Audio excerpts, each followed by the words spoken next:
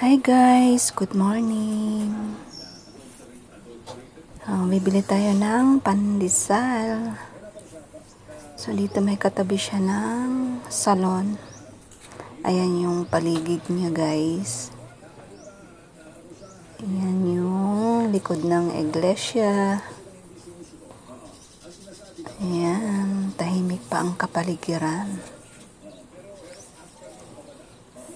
So, ayan nga guys. Pwede rin pala dito magpagupit to. May room for rent, may salon and spa. So, ayan. Bili na tayo ng pandesal.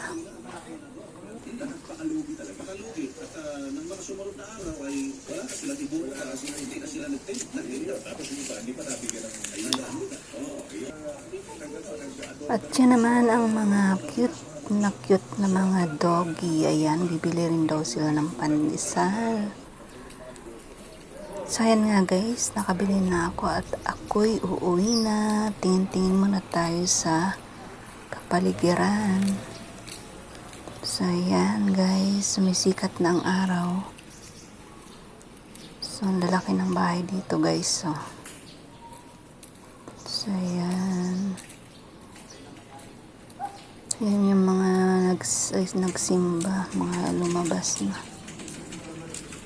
So, ayan. Ang view dito sa loob ng subdivision. Ayan o, ang ganda ng ano nila. Ang puno. Ayan.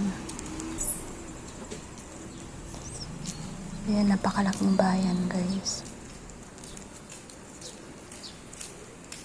Ang ganda ng nasa labas nila. So, may mga tanim. Ang ganda ng mga bagumbilya guys. So, iba-ibang color. So, ayan. May mga tanim din dyan ng mga gabi. Ayun o. May malunggay.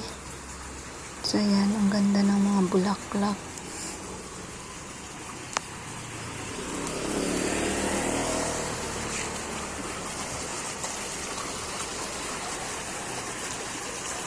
Pag umuulan guys, umaapaw ang tubig dyan.